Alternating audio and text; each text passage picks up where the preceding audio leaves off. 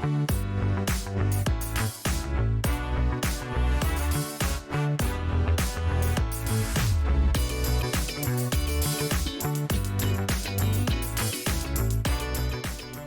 to the True North Compliance Podcast, where we discuss regulatory and compliance issues for Canadian business.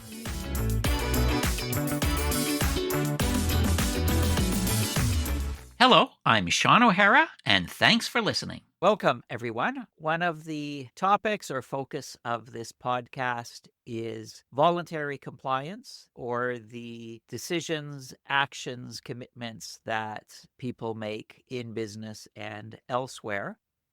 And today I have a different take on that. It's not directly business related. My guest today is Lacey Sheardown, and I'll tell you her bio and a bit of her story. She is the general manager of Meet Edgar, which is a leading social media management platform where she drives innovative strategies to empower creators and businesses to automate their social media content. She's a hockey mom with a passion for storytelling. She balances her professional expertise with an authentic, family-focused presence on platforms like Instagram and LinkedIn. Recently, Lacey embarked on a 30-day social media detox. She stepped away from the digital world to reset, reflect, and refine her approach to social media consumption, which ties in with the voluntary. Lacey did this strictly on her own, and today she will tell us her story. So welcome, Lacey. Thanks for having me, Sean. I'm happy to be here. Great. So what prompted your decision to quit social media? Sean, it wasn't just one thing. It was a buildup, obviously, of years.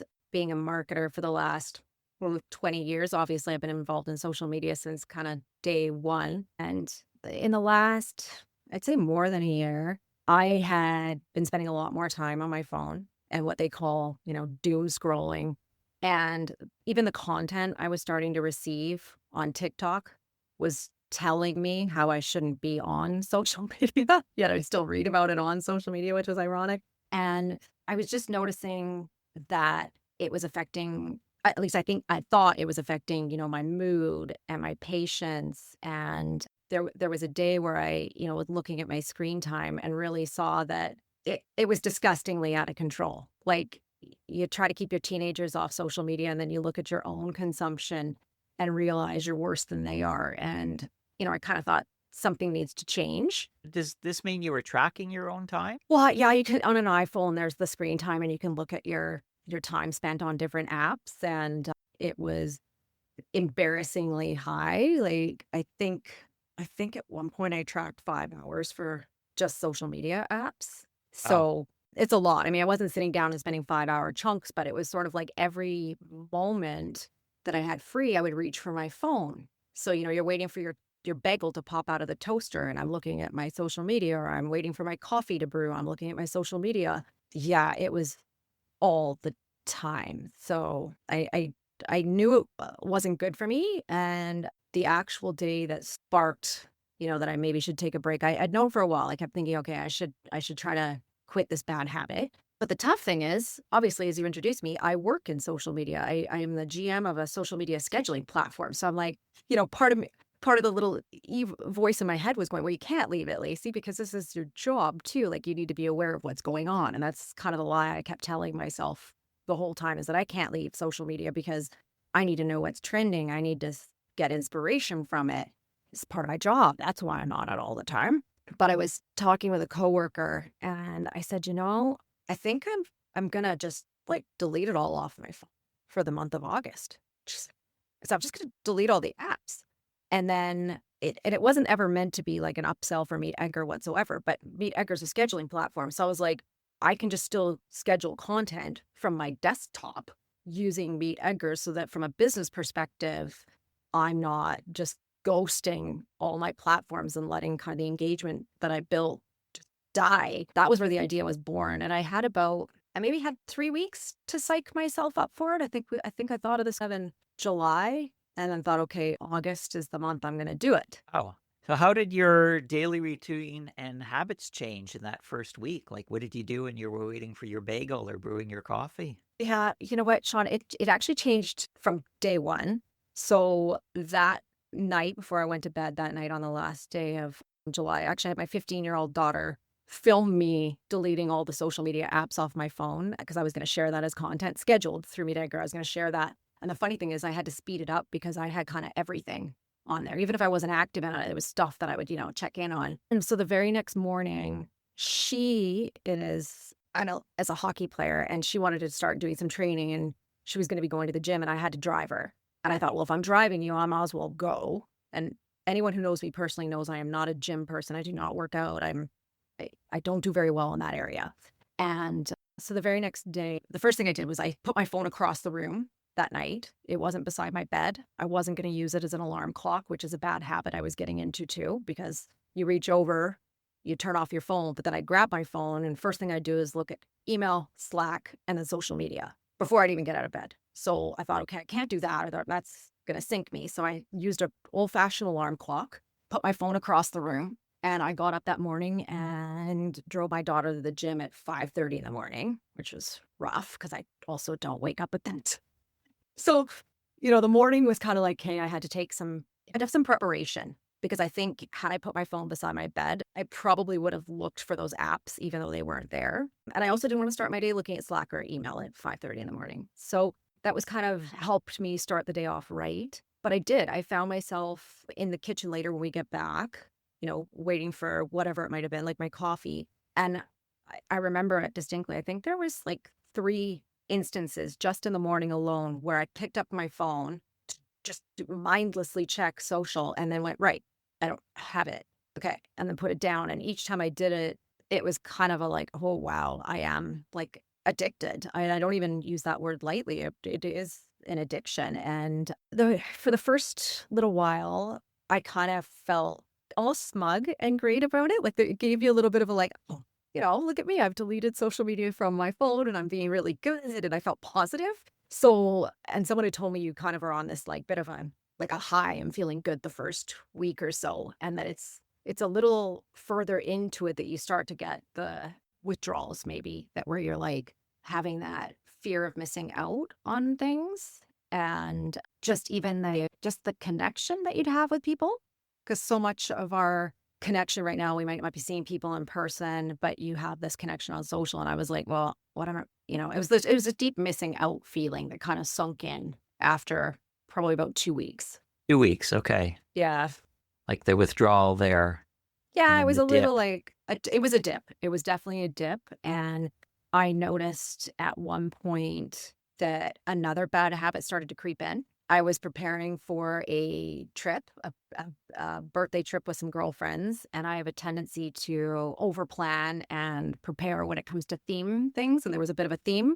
So I found myself on this mission online to online shop for the trip. And I didn't see what I was doing at first. It probably was about a week. And then I was looking at my screen time again and realized that I had been replacing my doom scrolling time with searching for items for this trip. It had become kind of my replacement and probably not a great habit either. So yeah, I probably did it for about a week before I realized what I was doing and went, oh, I've just swapped bad habits here.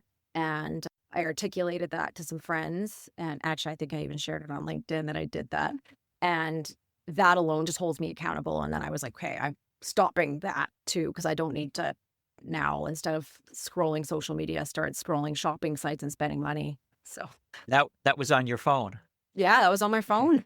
Yeah, I did see that post on LinkedIn too. Yes. Yeah, because even when you first announced that you were giving it up, that caught my eye, and I thought, wow, that's why I started following and got the interest. Yeah, So it was not all easy. So it's not just the addiction, I guess, to the social; it's to something in this little powerful rectangles we carry around, these little boxes. They're honestly, Sean, I feel like I might have even said this before, not here, but maybe to you in person, but I feel like they're pacifiers for adults.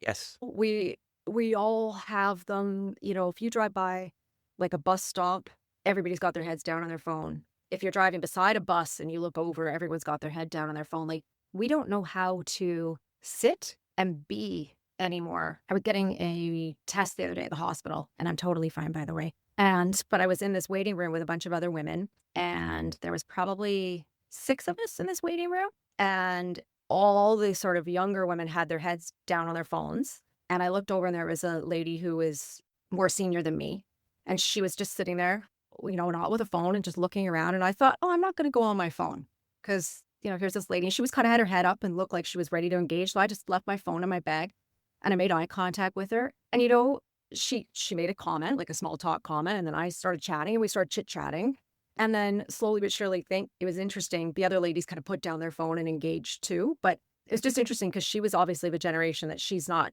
with her phone, and she was just waiting, looking around at pictures and whatnot, and then when I thought, "Okay, I'll make eye contact," and we had a really nice exchange, and, that would not have happened if I'd had my phone in my hand is what I was thinking. That's right. I have noticed that because I've really tried to observe when I'm with somebody, if I have to reach for a phone for some reason, like it's check an appointment or that adds to the conversation, as soon as I touch mine, they'll touch and pick up theirs. Yeah. So, I've yeah. noticed that too. It's Yeah. almost like I don't even know if I don't think we're even consciously going, "Oh, I have permission to do it." I think we just subconsciously, we suddenly feel like it's our prompt to grab ours too. Yes.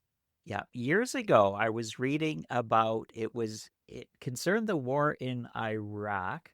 There was an American officer, he'd senior, he'd been through quite a few battles, and he noticed a real difference in the troops in that his early days, they didn't have phones. So they'd come back from a battle and they would actually kind of bond or be therapy or deal with each other, all his troops together, like face to face talking. And so that really made the whole unit more cohesive. But he noticed with the phones now, as soon as they're out of the battle, they're out of danger, they're all picking their phones up. They're not talking to each other, and they're just not as cohesive now as they were back then. And I thought that was an observation with these. It's really interesting. Yeah. And it's, we can all see that. We all do it. Yes, we did. So on the other side, what positive changes did you notice any in your productivity or your mental health or relationships or anything besides the hospital visit? Any other Yeah. positive Yeah, that was benefits? just a recent one. No, lots right out of the gate. So as I mentioned, I started going to the gym with my daughter because I did have the foresight to think, okay, what am I going to do to fill my time? Because, I had noted that I was spending up to 5 hours a day just on social. So, okay, what am I going to do with this time that I'm getting back in a positive way? For example, not online shopping. So I've been consistently going to the gym, which again is really different for me. I've never been a gym person. And so that's been a really good positive change. I notice I'm sleeping better because I'm not sitting there with phone in my hand right before bed because that's what I was doing. I was looking at my phone before bed. I would tell myself that, I was just checking emails or I was just looking at my calendar for tomorrow, but I would eventually always scroll to either, TikTok was my biggest vice, and then Instagram and then LinkedIn were probably in that order of my addiction. And so I definitely am sleeping better. I also find because I'm not on it, I have much more patience for my kids. So I have a little one as well. She's just started kindergarten, and 5-year-olds require a lot of patience, as you may know. And I think I have a lot more patience and I'm much more present because I was doing things where I would be on my phone and she'd be trying to get my attention. And I would be impatient that someone interrupted me from what I was doing, even though it was something as dumb as social, but in my mind at the time, I couldn't see it. So that's improved greatly.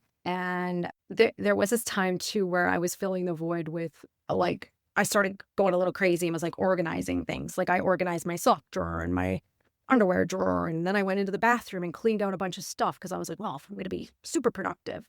So I kind of overdid it the first week and that hasn't occurred again. I was being a little I don't know, I guess I was riding the high of getting rid of social media and filling it with all this productive stuff. So I've been a little less productive that way. And yeah, honestly, I think it has made lots of positive impacts in my relationships. And what I've been doing is telling people too, I've talked about it on social through scheduled posts from my laptop, but people are going out of their way, like my family members in particular, to either direct message me or text me with, pictures or whatever they're doing, which actually feels like a lot more of a sincere connection with them instead of just seeing it in my feed. Like they've purposely sent it to me. I'm purposely sending them something back. It feels more like mindful. It's like a direct connection instead of just putting it out there for whoever. If you see it, you do. If you don't, great. Yeah. This is more targeted. Yeah. Did you find any difference in maybe, I don't know if I'd say concentration thinking or deep thinking or Focus. insights? Yeah, definitely. Ins- Yeah, definitely. So I also late diagnosis with ADHD. So I was only diagnosed like 2 years ago. And with that alone, social media can obviously be like just a landmine because it's a dopamine fix for people with ADHD. That's why we get stuck in this scrolling. So it's not good for anyone's brain. Certainly not great for someone with ADHD. So I have found that it has helped me be way more focused even during the workday. Like I wasn't scrolling social media obviously during work, but it has longer term effects because, when I get up from my desk and I take my phone to go do my coffee and I look at social and then come back, but it's like you're just consuming way too many different topics and switching channels in your brain to all these random different things that you probably don't need to know about during the day. So yeah, it made me feel like I could kind of step back and see more, but like maybe even deeper instead of the shallow of switching channels every few moments. Yeah, I've been thinking quite a bit because going to Europe is always a great example. Go into some of the old towns and the old churches and cathedrals and realize way back hundreds of years ago, people only even heard music. Maybe it was once a week when they went into church, unless it was something they did themselves. And then we've moved through time to where, then we had TV and radio, which was on. And about 20 years ago, people were saying, 20, 30 years ago, the early days, people would read a newspaper. Now we're getting the equivalent. It was considered the equivalent of 114 newspapers every day. And today, that probably is in the thousands. When you scroll through, you see all of those potential stories. And our brains just are not wired to handle that continual overload. Yeah, it's been, especially the beginning, I would say almost peaceful. Yeah. Not boring. Not boring, though. I don't think I ever felt bored. It just felt calmer. Okay. Yeah. And more in touch that way. Mhm. You mentioned people were sending you texts and so on, so deliberately trying to reach you and communicate with you instead of just adding it on their feed. Was there anyone around you who was trying to get you to reverse your decision or draw you back into the way it used to be? Yeah, that's a great question. I think if I were to flat out say to one of them, "Oh, you're trying to get me back in it," they'd be like, "No, no." But there were things that people do that I don't even think they're aware of that are sort of trying to undermine. Like they would make comments about themselves because when you say, "Oh, this is what I'm doing," they would go, "Oh, well, I could never do that because, I rely too much on social media for business." Or I could never do that because I need to stay connected to my family. Or I could never do that because of all the reasons, even though I didn't ask them why. Like they kind of, it's like they're trying to show me the reasons why I should, stay with it too. Or I don't know, maybe me saying I'm not going to do it makes them feel a little guilty about doing it and they're trying to justify it. But that was kind of the extent of it. I don't think anyone flat out said you should stay on social media. It's great for you. I think we all realize that this is probably going to be the smoking of our generation, right? It's not, even though I work in social media, it's one of those things like it needs to be in moderation and it needs to be mindful and purposeful. It's when it becomes this doom scrolling hours, what you thought was going to be minutes turns into hours of wasted time. That is not healthy for anyone. So, more so actually what I got was only a few messages, but it still made me really happy. I had like 3 where people I knew messaged me and went, "Hey, this is awesome. I'm going to do this too.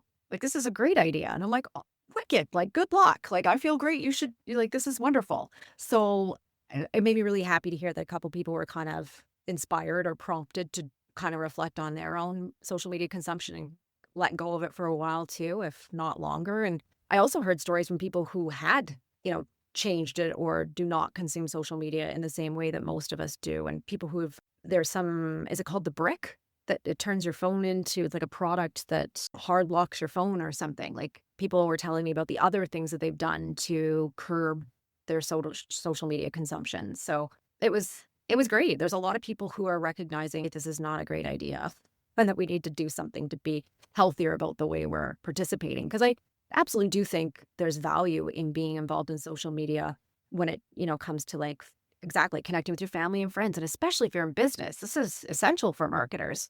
But do marketers need to be consuming 5 hours of social media a day? No, that's not helpful. Their audience may, but they can't control. I could say they can't control their audience, but still, it's scheduled. So I guess a good tie-in is you mentioned smoking. I was also thinking the casinos and the bars, they have their message about gamble responsibly or drink responsibly, and maybe it's along those same lines. Or no smoking zones. We can still smoke somewhere, but just in designated areas. We can go to the casinos, be mindful of what we're doing. Yeah, I agree. A lot of pleasure and a lot of great inspiration does come out of social media, for sure. But yeah, I think it's something I think everybody should take a step back and kind of look at their own consumption and maybe see what they can change and how they can do that. And the thing I would do differently going into it is be a little bit more prepared. I had kind of thought about it 3 weeks before, but I didn't do much planning other than the day before, where I was like, okay, tomorrow I'm gonna put my phone beside my bed to wake up and I'm gonna go to the gym. That was the extent of my plan, and deleting the apps. That was it. And knowing that I was gonna use Meet Edgar to schedule my like work kind of content from my laptop. But I think going into it again, I would do a little bit more pre-planning and do all those things that I did there. But I might also sort of plan other activities when I would have been using social, or maybe brought in a bit more of a support network in person. Like I talked about it on LinkedIn and I talked about it on Instagram, which is ironic because that's where I was trying to stay away from. Of course, I was using my Meet Edgar from my laptop, not my phone. But I think I would have, set up some walks with some friends or something, or, sort of planned out things that were really positive and kind of little rewards, if you will, for staying off social media. Or human interaction. Yeah, because that's what the heart of it. That's what I was trying to get back in touch with. Okay, so that would be any other advice you would give for people considering doing something similar? Yeah, that it's actually, so many people think, oh, it's so hard, I couldn't do that. And honestly, I think, like I said, the first week was almost euphoric. It's actually much easier than you think it is. It's very, very easy to give up. The hard part, like I said, was at about 2 weeks, 3 weeks, when there's a bit of a dip and you're not feeling so great about it and you're starting to itch and miss that interaction. So that's when it gets hard. But the first step is really easy, and it literally just involves deleting the apps off your phone. That's it. Because I had those timers set on my phone that would pop up, and I put like a daily limit of 15 minutes or something per whatever it was, and they would pop up and I would just hit the ignore button. Like, they're very easy to dismiss. Like, they mean nothing to me. So I think you really have to take that step and just delete them from your phone. And if you still need to be in touch, like some people use, Facebook Messenger can be like almost like texting for them. That might be a communication method. Just keep that on your laptop or on your computer. And then you're using it at specific times, and it's not this mindless consumption. That part, I think, that we all want to avoid. Yeah, the default that we go to.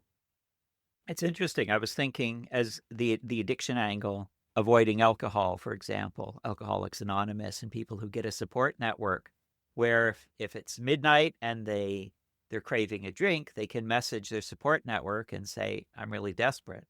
But it may not work for social media, because they would go on social media to say, I'm trying to stay off. So they might need something else if they had a support network. Maybe the neighbor next door, go pound on the door. Certainly, or just even someone via text, I guess. Right. Yeah, off social media and just text, or, pick up the phone. That's something Yes. I'm Gen X. We still pick up the phone occasionally, but like younger people, like my oldest daughter, she's 23. You ask her to make a phone call and her face just goes white. So Yes. make a phone call. She wants to text. Why would I have Yep. to phone? So I think, maybe phoning someone too would be helpful. Yeah, there's lots of things we can do to replace it. And the other one is just going for walks. My dog, I didn't even mention this, my dog really benefited from it too. He got a lot more walks. Yeah. Sean, what about you? Your consumption is less than most, isn't it? Yes, it is. When I had to reset, reformat, whatever, wipe out my phone, I did not put Facebook back on. I do have LinkedIn, and I do use that to message, but mainly because I find it smoother than the desktop version to be able to message. I do use WhatsApp that I'm reachable, but a good chunk of the time my phone is on either DND, do not disturb mode, or airplane mode. I have an Android. Like right now, it's on airplane mode, so nothing's, and email's closed, everything is closed, so there's absolutely no distractions that are going to pop up here. But I do find, though, just being on it, I can access my files. Just being on, I can find it hard to put down. Or I might rearrange my calendar or plan things out, but I'm still on the device instead of putting it down. Yeah, there are other things I've been doing with my phone too. I did find myself at one point, actually, now that you bring it up, it reminded me. I started going through and deleting old photos. I had seen something on social before I quit about how an interesting way to keep your photos organized is on whatever day you are on the calendar. So today, October 24th, go into your photos and search October 24th, and all the photos ever taken on any year in October 24th come up. And then you can kind of go down a trip down memory lane and then also delete duplicates or ones that you know, are similar, but you don't need. And I was doing that, which was fun, but it was also just time on my phone that didn't need to be spent. So, you know, Yes. I'm trying to find other things. Like right now, my daughter and I are actually going through her Lego. So she's got 2 older sisters worth of Lego and then a few sets that she's acquired. But I don't know if you've ever seen this. You get those sets, they build them, and then they just get taken down and thrown into one giant box. Yep. Like, so we're at that stage where we've got this giant box of Lego, and I'm like, this is crazy. There must be, I don't know, thousands of dollars worth of Lego here. So we're trying to organize the Lego. That's what we're doing in our spare time. We've got them dumped out all over this one area, and we're color coding, and we're finding all the books, and I'm searching online for all the old building instructions, and we're trying to sort out a lot of Lego. I should probably take some pictures of it. Actually, it's fascinating. I mean, it sounds kind of boring, but it's very, I'm finding it very therapeutic, rummaging the sound of the Lego as you're putting your hands through it and finding the right pieces. And then when you finally find it, it's even more satisfying than puzzling when you find that right piece.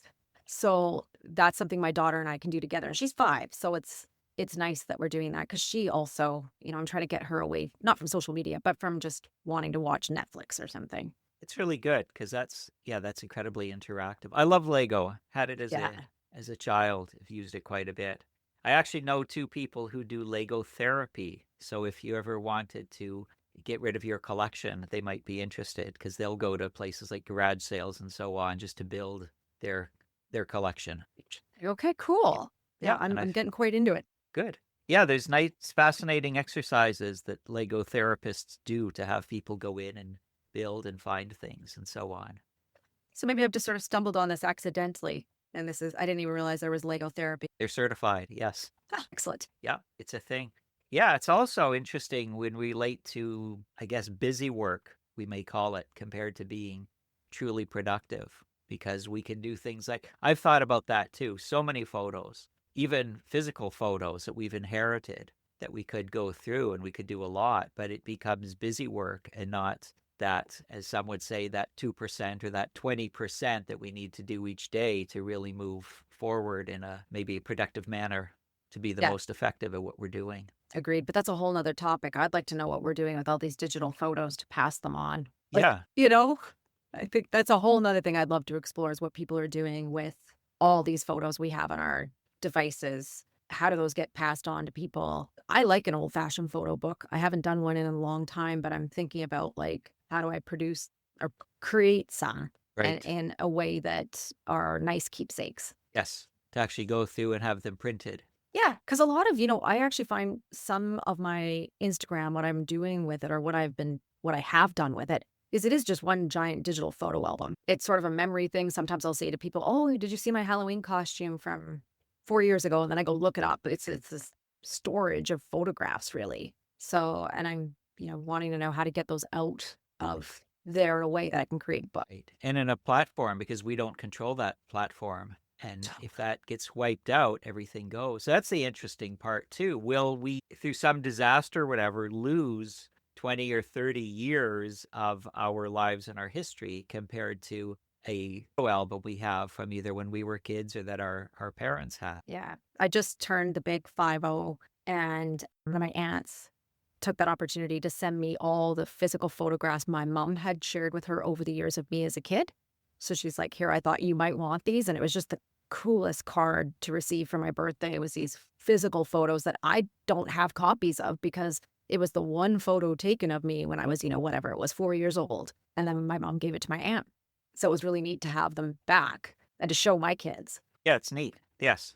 We've got some going back generations, which we see some family resemblance. Some of them, we don't even know who the people are. We just know they look like us. Very cool. They're relatives. Yeah, I love that. That's neat. Yeah, way back in the days before social media. So now that it's been, so you did that in August, and we're now, at least when we're recording this, we're at the end of October. So we'll see when we publish this. But what else has happened that's been like a permanent lifestyle change for you? Yeah, I have kept all the apps off except, and I will admit, Instagram. And my justification for putting the Instagram back on my phone is that my 15-year-old, who's the hockey player, has gone away to boarding school to play hockey. And anyone who has a teenager knows they're notoriously terrible for keeping in touch. But her school and her hockey program take photos and videos and post them all the time of what's going on at the school and with the hockey program. So I put Instagram back on my phone for that purpose, to watch, to keep an eye on that feed. But I found it really interesting in that I do catch myself, going to look, and I'll search her school and I see the thing that I'm looking for, but then I find my thumb going, but I'm catching myself really quickly. And I'm like, no, I don't want to be doing this. And I put it down. It's just very, very easy to get caught back up in it. LinkedIn, I just have been using from my desktop, which keeps that also much more just purposeful. That's the thing. I want to feel like I'm in control of how I'm using social media. And when I'm on it, like when I'm on there looking at my daughter's school's content, the thing is, I see even more so now how these apps have been designed to be addictive. They want you on there. They're giving you more stuff that they know is going to be appealing to you or will get some kind of reaction out of you. It's either going to be content you love or content that gets under your skin, because they want you to either, like and share it, or they want you to comment and be upset about it and interact in that way potentially. So I'm just very much more aware of it, and I see it from a bit of an outside lens instead of just being in it blindly, which I really appreciate. So, I definitely will not put TikTok back on my phone. I don't know if you've gone down the TikTok rabbit hole, but that algorithm is unbelievably addictive, and the amount of content they share with you, and you scroll through it so quickly and your content switching within, 3 seconds. It's not good.